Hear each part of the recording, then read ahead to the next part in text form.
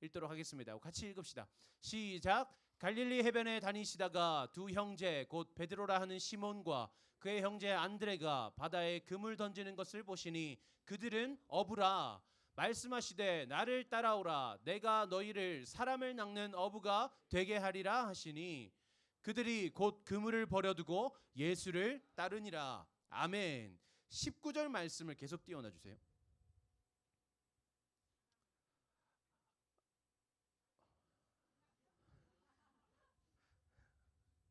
과유불급이라 하였다. 예. 네. 말씀하시되 나를 따라오라. 내가 너희를 사람을 낚는 어부가 되게 하리라 하시니. 내가 되게 하리라 하시니. 아, 진짜 중요한 광고가 있었는데 사진 한번 띄워주세요. 자, 강사님이 특별한 친분이 있어서 이분과 우리가 다음 주에 7월 15일 토요일 오전 10시 분당 하나교회 청소년부실 이곳에서 우리 공부의 신 강성태 님을 모시고 우리 초청 강연회를 합니다. 2023년이라고 말 안 했어요. 강사님 달력 보니까 한 2028년 7월 15일이 토요일이더라고요. 아무튼 네, 그래요. 뭐 언젠간 올 수도 있겠지. 필요해? 불러줘? 불러줘?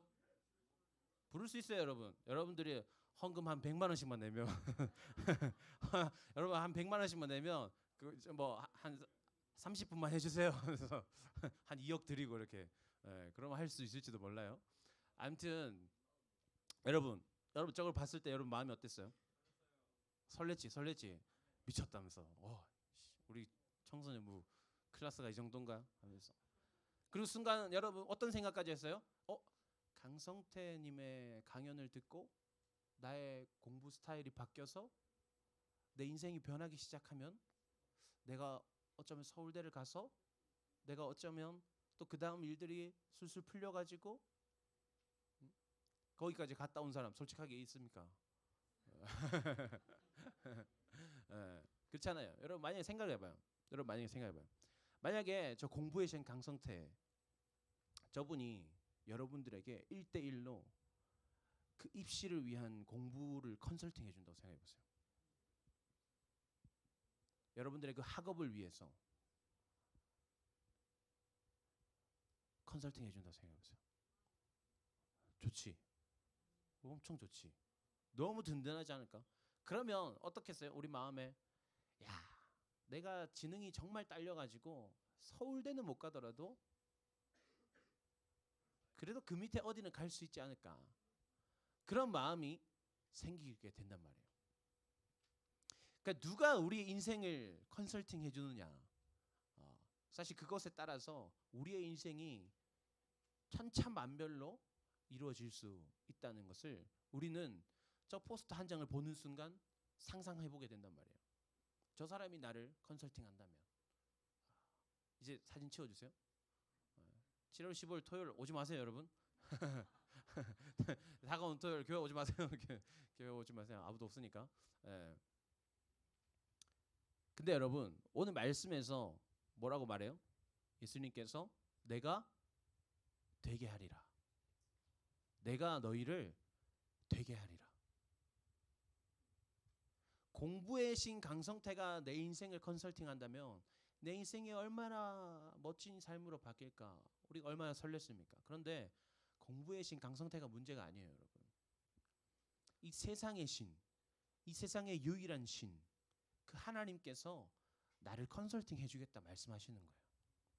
하나님께서 내가 너의 인생을 컨설팅하겠다. 내가 되게 하리라. 그런데 한 가지 조건이 있어요. 뭐예요? 나를 따라오라. 나를 따라오라. 나를 따라오면 그 전에 이 베드로의 인생은 어떤 삶이었어요? 어부였어요. 물고기를 잡는 어부였어요. 그런데 그것은 베드로가 생각했던 나의 삶이었어요. 하나님 보시기에 나의 삶은, 하나님 보시기에 완벽한 나의 인생의 모습은 사람을 낚는 어부였단 말이에요. 사람들에게 생명을 전하는 사람, 사람들에게 참된 가치를 나누는 사람. 그 사람이 되게 하는 것이 하나님 보시기에 가장 완전한 우리의 모습인데 하나님께서 그것을 컨설팅 해주겠다. 야, 내가 볼 때 내가 계획한 너의 삶은 그것보다 더 가치 있는 삶이야. 내가 너를 통해 계획한 너의 인생은 그것보다 훨씬 더 의미 있는 삶이야. 그런데 너가 그것을 어떻게 이룰 수 있냐면 걱정하지 마. 그냥 나를 따라오기만 하면 내가 다 컨설팅 해줄게 라고 예수님께서 오늘 말씀하고 계시는 거예요. 여러분들, 우리가 삶을 살다 보면 우리는 어떤 어려움을 맞닥뜨리게 돼요. 어떤 어려움이에요? 우리 스스로를 돌아볼 때에 나는 과연 잘하고 있는 것인가? 라는 고민을 하게 돼요. 나는 지금 잘하고 있나? 잘하고 있나? 이 정도면 되나?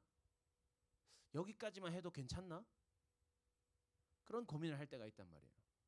왜냐하면 우리의 삶 속에서 우리가 어떻게 살아야 하는지, 우리 삶을 통해서 무엇을 이루어야 하는지 우리는 명확하게 알지 못하기 때문이에요. 사실 나는 한 계단만 올라가도 되는 사람인데 2계단, 3계단을 올라가도 나는 잘하고 있나? 알 수 없어서 우리는 힘든 거예요. 그런데 그것을 아시는 주님께서 오늘 여러분들에게 베드로에게 말씀하셨듯이 여러분들에게 말씀하시는 거예요. 내가 다 알고 있다.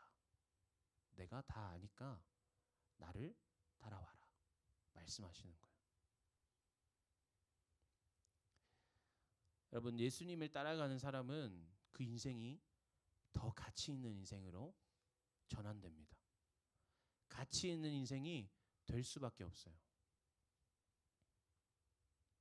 왜냐하면 하나님께서 여러분들 한 사람 한 사람을 통해서 계획하신 그 여러분들의 삶의 모습은 지금 여러분들이 꿈꾸고 바라는 그 모습보다 그 상상 이상의 모습이기 때문에 하나님께서 여러분들을 통해 계획하신 여러분들의 인생은 훨씬 더 가치 있고 의미 있는, 훨씬 더 사람들로부터 존경받고 사람들이 인정할 수밖에 없는 그런 인생이기 때문에 우리가 하나님만 따라가면 되는 거예요. 오늘 성경 말씀에서 베드로의 인생이 그렇게 바뀝니다. 뿐만 아니라 예수님을 따라 나선 모든 제자들의 인생이 가치 있고 의미 있는 인생으로 변화되었습니다. 그리고 또 한 사람을 이 시간 우리가 함께 그 이야기를 우리가 들어보고자 합니다. 네. 예수님을 따라 나섰더니, 예수님을 사랑했더니, 나를 사랑하신 그 예수님을 내가 사랑했더니 내 인생이 이렇게 변했더라. 그 이야기를 우리 선생님을 통해서 만나보도록 하겠습니다. 우리 선생님 지금 굉장히 긴장되신 것 같아요, 여러분. 세상 긴장된 얼굴로 기다려 계시는데 강도사님이 시간을 끌면 끌수록 긴장이 더 심해지겠죠? 네, 우리 선생님 힘내시라고 우리 박수로 한번 초대해 보겠습니다.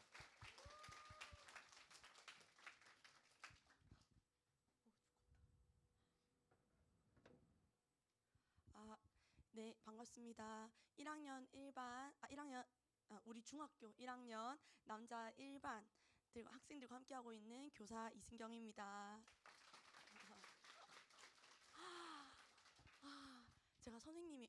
제가 여기 선생님이란 소리가 아니라 제가 학교에서 선생님인데 이번 주가 생기부철이었어요. 알아요, 여러분? 선생님들 생활기록부 열심히 쓰신 거. 근데 거기 10줄 쓰는 것보다 오늘 나눔 한 줄 쓰는 게 더 힘들었어요. 더 정직하게 여러분 나누고 싶어서 수업 10번 하는 것보다 지금 이 시간 몇 분을 준비하는 게 더 떨렸습니다. 그래서 여러분들이 저를 봐주실 때 이렇게 봐주시면 여기서 지금 쓰러질지도 몰라요. 그러니까 웃는, 자, 스마일, 스마일. 네, 그 표정으로 같이 들어주시면 좋겠습니다. 여러분들에게 저를 만나주신 하나님을 간증하게 되어서 하나님께 영광을 올려드립니다. 제 나눔을 통해서 제가 드러나지 않고 하나님만이 드러나시기를 기도합니다. 사실 저에게 변화가 생겼던 성경 구절이 다 기억나지도 않습니다. 목사님의 설교 말씀도 다 기억나지 않습니다. 근데 그 어떤 성경 구절에서 또 목사님, 강도사님의 설교 말씀에서 저에게 위로가 있었고 깨달음이 있었고 새 힘이 생겼음을 고백합니다. 무엇보다 그 순간 제 머리가 아니라 마음과 영혼을 만지신 하나님이 계셨음을 고백합니다. 이 나눔을 준비해야 된다라는 소식을 듣고서 하나님께서 나를 어떻게 인도하셨지? 내가 어떻게 하나님을 사랑했지? 얘기를 생각해 보니까 이 얘기들이 너무 산발적인 거예요. 근데 일주일 동안 정말 저녁 시간마다 매일매일 고민을 하면서 하나님께서 나의 나이와 나의 그 시기에 맞게끔 인도해 오셨다는 사실을 알았습니다. 중학생, 고등학생, 대학생 시절마다 제 인생의 가장 필요를 먼저 하시고 먼저 준비하셨다는 것을 알게 되었습니다. 그리고 제가 수련회 얘기를 많이 나누게 될 텐데 그건 여러분들에게 수련회 앞두고 있으니까 꼭 가셔야 됩니다 라고 광고하기 위해서가 아닙니다. 정말 수련회마다 제 인생을 많이 바꿔 오셨고 수련회 바꿔 오셨다는 게 확실합니다. 수련회 한번 다녀와서 제 인생이 완전히 달라졌어. 완전히 거룩해졌어. 그렇게 포장하지 않습니다. 수련회를 통해서 조금씩 그 방향을 수정해 가신 하나님의 손길이 분명히 있었습니다.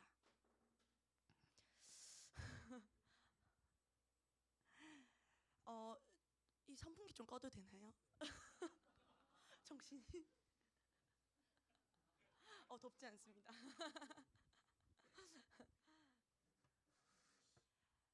중학교에 대해서 잠시 나눠볼까요? 선생님은 중학교 때 관계가 많이 어려운 아이였습니다. 친구한테 어떻게 다가가야 될지도 모르겠고 어떻게 삼키고 난 후에 깊은 관계로 나아갈지도 모르겠는 거예요. 그래서 항상 친구들 사이에서 엉거주춤 주위 눈치 보는 그런 아이였습니다.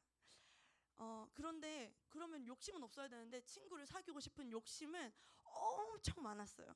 그래서 때로는 조금 친해진 친구가 있으면 그 친구들 웃기기 위해서라면 선생님을 깎아내리기를 서슴지 않는 그런 아이였습니다. 그래서 같이 있으면 즐거운 친구랑 그냥 우스운 아이 그거를 구분하지 못하고 그냥 친구에게 막 다가갔던 것 같아요. 지금 생각해 보면 친구들에게 저는 우습거나 아니면 부담스러운 그런 친구였을 것 같아요. 그리고 전 좀 내심 알았어요. 뭐 올 한해 여기서 문제는 없이 잘 지내겠지만 내가 이 친구들이랑 평생 가진 않겠지? 올 한해겠지? 라고 또 알았던 것 같아요.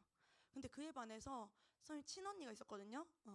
자매만 둘이었는데 친언니는 주위 친구들한테 다 카운셀러 역할이야. 공부도 잘해. 나랑은 너무 달라. 그러니까 갈수록 자존감이 막 팍팍 깎여가는 거예요.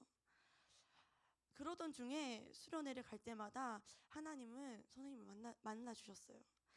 사실 수련회도 가고 싶지 않았습니다. 거기 가면 또 얼마나 많은 사람들 사이에서 스트레스 받을 거야. 너무 부담스럽고 걱정되고. 근데 선생님이 3대째 기독교 집안이었거든요. 수련회는 그냥 당연히 가야 되는 거. 이건 뭐 물어볼 필요도 없는 거. 그래서 그냥 당연히 그냥 12년 개근으로 갔던 그런 근데 진짜 이상한 건 수련회에 가면 평소 주일날 분명히 들었던 설교인데도 수련회 가면 그 말씀이 마음에 깊이 팍팍 꽂히는 거예요. 중2 수련회에서 구약의 야베스라는 인물에 대해 설교를 들었어요. 여러분 야베스 아세요? 모르는 분 많을 거예요. 저도 그랬어요. 뭐 구약하면 모세, 다윗, 아브라함. 근데 야베스 누구? 했죠. 야베스 인물에 대한 성경 구절도 길지 않습니다. 한번 띄워봐 주시겠어요? 9절과 10절에서 야베스 인물이 나옵니다. 근데 그 앞뒤로 다 그 족보예요. 여러분 족보 읽으면 졸잖아요, 그죠? 그 아담으로부터의 족보, 그 다음에 다윗의 족보, 유다의 족보, 족보가 쭉 나옵니다. 그 중에 잠시 9절과 10절을 언급하는데요. 우리 같이 읽어볼까요? 시작. 야베스는 그의 형제보다 귀중한 자라. 그의 어머니가 이름하여 이르되 야베스라 하였으니 이는 내가 수고로이 낳았다 함이었더라. 야베스가 이스라엘 하나님께 아뢰어 이르되 주께서 내게 복을 주시려거든 나의 지경을 넓히시고 주의 손으로 나를 도우사 나를 환난에 벗어나 내게 근심이 없게 하옵소서 하였더니 하나님이 그가 구하는 것을 허락하셨더라. 아멘. 아멘. 근데 잠시 띄워주시겠어요? 10절의 말씀이 참 좋거든요. 하나님께서 야베스에게 복을 주셔서 지경을 넓히시고 주의 손으로 도우시고 환난을 벗어나 근심이 없게 하셨다. 이 구절 참 마음에 너무 와닿잖아요. 근데 선생님을 위로했던 건 10절이 아니라 9절이었습니다.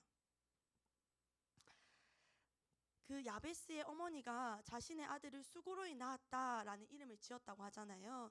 이 원어를 살펴보면 아들의 이름을 비통해하다, 고통을 일으키다, 슬픔을 만들다라는 뜻이랍니다. 이런 이름 없으시죠? 그는 태어날 때부터 슬픔을 타고난 자였습니다. 그런 야베스도 하나님이 그 기도를 다 들으셨구나. 그게 선생님에게 큰 위로가 되었습니다. 기도하던 때에, 그리고 난 후에 그 집회에 기도하던 때에 하나님이 제 마음에 분명한 음성으로 말씀하셨습니다. 내가 너를 잘 안다. 내가 너를 사랑한다. 내가 너를 위로한다. 내가 평생에 혼자가 아니겠구나. 하나님만이 내 평생에 함께 하시겠구나 하는 그 위로가 제 마음에 깊이 들어오더라고요. 안도했습니다. 한 번의 수련회로 선생님의 제 자존감이 완전히 회복되고 친구들과의 관계가 건강해진 건 아니었지만 매 수련회에서 제 마음을 만지시는 하나님의 손길을 느끼면서 나는 사랑받는 존재라는 그 근본적인 자존감이 회복되어 갔습니다. 그렇게 자존감이 회복되다 보니까 항상 주위로부터 인정받고 싶은 욕구가 더 이상 점점 사라지면서 난 이제 주변 사람들의 인정받지 않아도 칭찬을 받지 않아도 내 주변의 사람이 친구가 내 베스트 프렌드가 아니어도 괜찮아. 그냥 그 관계 자체로도 괜찮아 라고 여길 수 있게 되었습니다. 고등학교 올라가 성적이 중요해지던 시기가 오잖아요. 이제 고등학교 친구들이 저번 주에 시험 치느라 수고 많았습니다. 자, 수련회 또 가야 되죠. 공부해야 되죠. 부모님께 엄마 나 공부해야 돼서 수련회 안 돼. 우리 집에서는 그게 허용이 되지 않았어요. 그래서 또 수련회 가게 되었습니다. 고1 겨울방학 수련회 가게 됐는데 수련회를 시작하면서 강사님이 빙고 게임을 하자는 거예요. 그 유치한 빙고 게임. 3판을 하자는 거예요. 첫 번째 판 빙고판에 집 하면 떠오르는 단어 4 곱하기 4 16가지를 쓰라고 하고 또 두 번째 학교 하면 딱 떠오르는 단어 16가지. 그리고 세 번째는 여러분이 고등학교를 졸업한 이후에 딱 상상하면 떠오르는 단어 3 곱하기 3 많이 안 떠오를 테니까 3 곱하기 3 9가지를 쓰라고 하더라고요. 선생님도 썼죠. 집 하면 떠오르는 거 침대, 컴퓨터, 그죠? 소파. 여러분 뭐 떠오르세요? 네? 잠. 가슴 아파. 또 게임. 그때 선생님 친구들도 게임 얘기 많이 하던데. 그럼 학교 하면 뭐 떠오르세요? 에? 공부. 간식? 저 잘못 들었나? 뭐 책상, 칠판, 뭐 뻔한 것들, 그 친구, 이런 것들이 떠오르잖아요. 그리고 대망의 고등학교를 졸업한 이후 뭐 떠오르십니까? 네? 고3입니까? 쌤은 연애, 남자친구, 여행 그런 거 막 썼는데 다 떠올려 보셨어요? 자, 한번 떠올려 보세요. 집, 학교, 고등학교 이후 뭐 떠오르세요?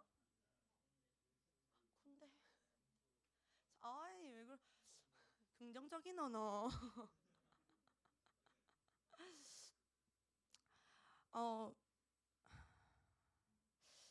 그때 강사님이 입담이 너무 좋으셔서 진짜 뻔한 빙고 게임이었는데 막 진짜 하하고 막 깔깔거리면서 막 게임을 다 했던 것 같아요. 근데 그 빙고 게임이 다 끝나고 난 후에 강사님이 갑자기 막 정색하면서 딱 진지해지시더니 뭐라고 하시냐면, 근데 너희들 빙고판에는 어떻게 그렇게 부모님이 한 번도 안 쓰이고 하나님이 한 번도 안 쓰이냐고 그러는 거예요. 그래서 뭐 진짜 뭐 저런 억지가 다 있나.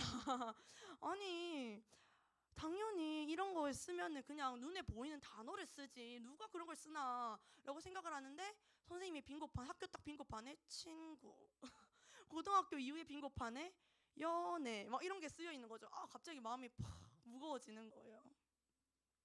그러면서 좀 깨달았어요.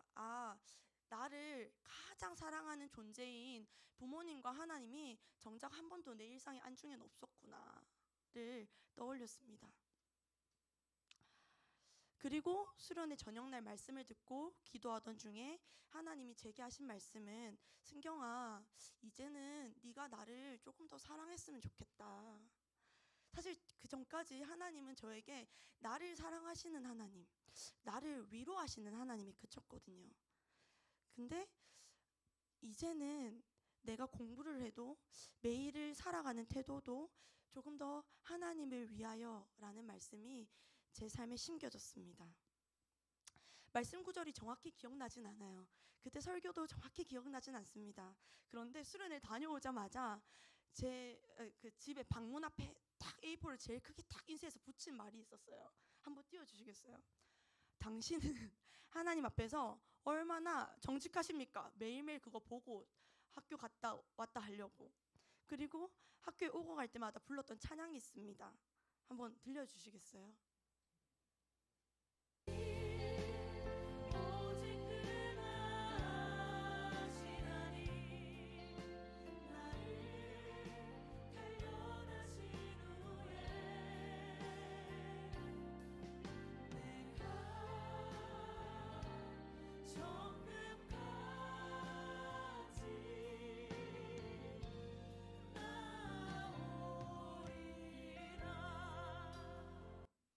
네, 제 목소리가 이래서 들려드리지 못해요.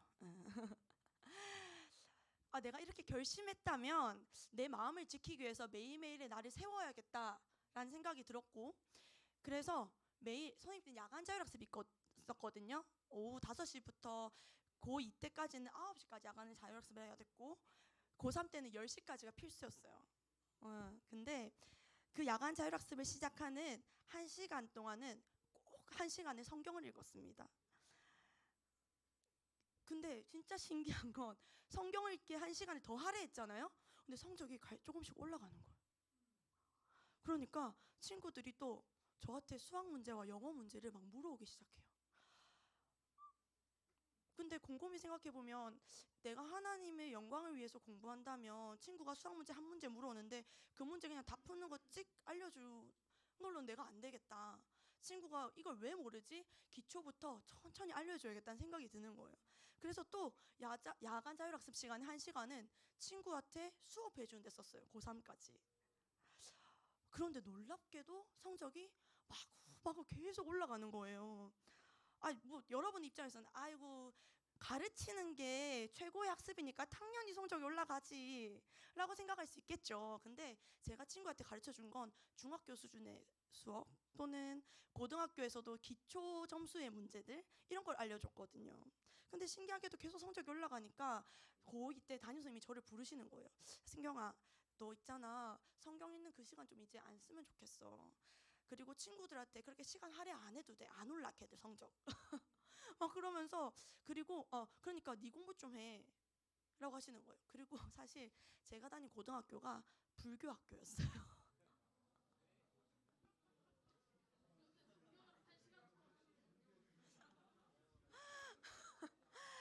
네, 그 학교의 2층에 불상이 크게 딱 있는 학교. 네, 그런데 제가 선생님한테 단호히 얘기했습니다. 선생님, 그건 안 됩니다. 성경을 읽지 않으면 제가 공부할 이유가 없습니다. 지금 돌이켜 보면 여건이 허락하지 않는데도 가장 제 마음을 다해서 살아내는 신앙이었던 때가 그때가 아니었을까 싶긴 합니다. 3학년이 되어서 이제 수시를 써야죠. 많이 긴장돼서 저도 엄청 막 긴장했어요. 그래서 막 엄마한테 내가 제가 부산 사람이거든요. 내가 서울에 있는 대학 못 가면 엄마 나 쪽팔려 할 거지 하고 막 고함을 빽빽 지르고 그때마다 어머니가 저한테 말씀하시기를 승경아 네가 어딜 가든 넌 내 딸이지. 그리고 하나님께서 널 가장 선하신 길로 인도하실 거야. 근데 그런 말씀하시면 또 가장 선하신 길 그 말에 지금 엄마의 지금 마음이 담겨 있어. 서울 가라는 거잖아. 그런 긴장 속에서 제가 서울에 있는 A 학교와 B 학교에 넣었어요. 지금 중학교 친구들 아이고 뭐 서울에 가는 학교가 뭐가 어려웠어. 지금 고등학교는 알 거예요, 그죠? 서울 가는 거 쉽지 않아. 서울에 있는 A 학교, B 학교를 지원했어요. 그리고 그 지원서를 쓰고 사이트에서 쓰거든요. 사이트에서 지원서를 쓰고 딱 나오는데 그 밑에 내일 마감인 대학 하고 대학교 이름들이 딱 지나가는 거예요. 그때 C대학교 처음 이름을 본 대학교가 지나가길래 이 대학교 뭐지? 고3이면 처음 본 대학은 없는데? 그러면서 그냥 딱 클릭했어요. 그 대학 전형을 보니까 4가지를 보더라고요. 학교 성적, 제 소개서, 그리고 담임선생님 소개서, 면접. 근데 이 면접이 뭐라고 돼 있냐면 보통은 인성 면접이거나 뭐 논술 이렇게 막 쳐가지고 논리적으로 설명하는 뭐 그런 면접인데 이 면접이 수학 문제랑 영어 문제를 교수님 앞에서 그냥 풀라는 거예요. 입으로 설명하면서. 근데 그걸 딱 보는 순간 와, 이 대학 내 거네. 제가 그냥 2년 동안 맨날 해왔던 거잖아요. 그냥 보자마자 알았습니다. 그리고 부모님한테 가서 엄마 나 여기 내일 마감인데 나 여기 쓸 거예요. 엄마도 그 다음날 담임선생님께 가서 선생님 오늘까지 저 추천서 좀 써주십시오. 그렇게 그냥 그날 자기소개서를 쓰고 조퇴를 급하게 해가지고 집에 가서 1초 전까지 자기소개서를 다다다다다 써서 제출했습니다. 여담이지만 면접을 보러 갔더니 교수님이 물으시더라고요. 이 소개서 몇 분 만에 썼어요? 오타가 너무 많았거든요. 어쨌든 서울에 있는 A대학 먼저 면접을 보고 또 B대학에 가서 논술 시험을 봤습니다. 근데 서울역에 내리자마자 사람 너무 많아. 이 도시 너무 복잡해. 나랑은 맞지 않아. 걱정이 막 되는 거예요. 여긴 아니구나. 그리고 쌤 본가 부산인 옆지방에 산에 둘러싸인 C대학에 면접을 보러 갔습니다. 그 급하게 지원했던 그 대학이에요. 정말 한적하더라고요. 첩첩산중. 저는 그때 담임 선생님이 선생님한테 저한테 어떤 추천서를 써주셨는지 한 글자도 모릅니다. 근데 그 선생님이 불교셨거든요. 불교 고등학교였고 불교 선생님이셨는데 그 선생님이 써주신 제 생활 기록부 그 행동 발달 내용이 다음과 같습니다. 3년 동안 반장으로서 학교 공동체에 기여한 바가 큼 그부들을 위해 봉사하면서도 그들을 통솔하는 능력이 있어 신망이 두터움. 평소에 자율학습을 열심히 하고 집중력이 있어 성취도가 높은 편임. 마지막 문장. 기독교 신앙심이 깊음. 그리고 거기 가서 이제 평소에 하던 것처럼 교수님 앞에서 수학 문제, 영어 문제를 풀었고 그 학교에 합격했고 그 학교에 입학했습니다. 저는 저에게 가장 선하신 길로 하나님께서 인도하셨다고밖에 말할 수가 없었습니다. 제 성적 이상으로 좋은 대학이었습니다. 제 성격상 복잡한 도시가 맞지 않다는 걸 딱 체감했는데 전국에서 가장 한적할 것 같은 대학교였습니다. 그리고 저는 사실 고등학교 때 부모님이 제가 서울에 가기만을 바라실 거라 생각했거든요. 근데 대학교에 가고 난 후에 제가 저희 집의 형편을 알게 됐습니다. 제 언니와 저 둘을 서울에 보내실 형편이 전혀 아니었어요. 너무 힘드셨거든요. 한창 공부를 하는 저에게 너 서울 갈 형편이 안 돼 라고 말씀하실 수 없었으니까 저에게 말도 못하고 그냥 그저 기도만 하셨던 거예요. 그리고 그 대학에 저 지원할 때도 모르고 지원했거든요. 근데 지원하고 합격하고 나니 알게 된 사실이 그 학교는 대부분의 학생이 4년간 장학금으로 학비를 면제받는 학교였어요. 그리고 기숙사 생활이 전원 보장이 돼서 생활비도 적게 들었어요. 제가 생각하고 계획했던 것보다 훨씬 더 최선의 길로 인도하셨습니다.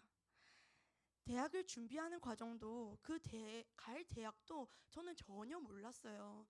그런데 하나님께서는 다 준비해 놓고 계셨다는 걸 뒤돌아와서 알게 되었습니다. 여러분들이 이 청소년의 시기에 다 알지 못하잖아요. 근데 하나님께서 그 시기마다 여러분들을 성장시키실 거예요. 그리고 여러분들의 미래를 이미 준비해 놓고 계실 거예요. 여러분들은 그냥 이 시기에 하나님이 여러분들을 특별히 사랑하신다는 것을 이 주일 말씀에서 그리고 또 수련회에서 깊이 경험하셨으면 좋겠어요. 그리고 하나님을 내 삶에서 가장 사랑하겠다고 고백하시고 결단하시고 살아내시는 우리 하나 청소년부가 되시기를 기도하고 축복합니다. 감사합니다.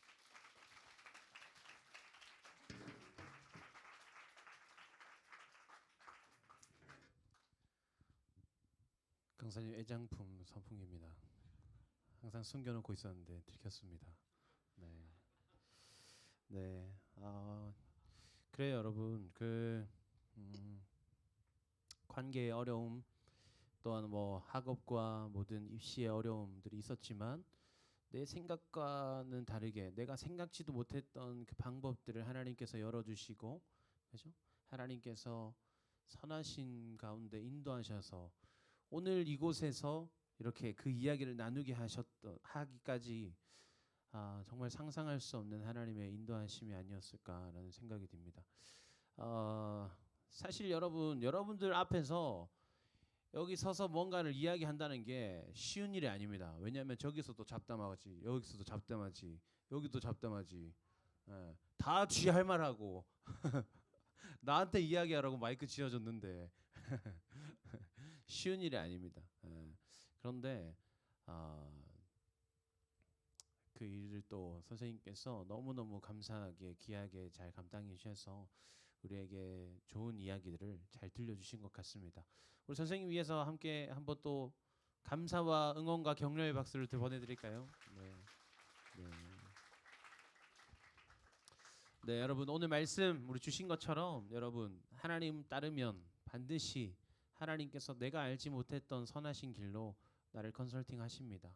선생님의 인생을 그렇게 만드셨듯이 또 강도사님의 인생을 그렇게 만드셨듯이 성경에 기록된 그 제자들의 인생을 그렇게 만드셨듯이 여러분들의 인생도 반드시 하나님께서 그렇게 만들어 가 주실 거예요.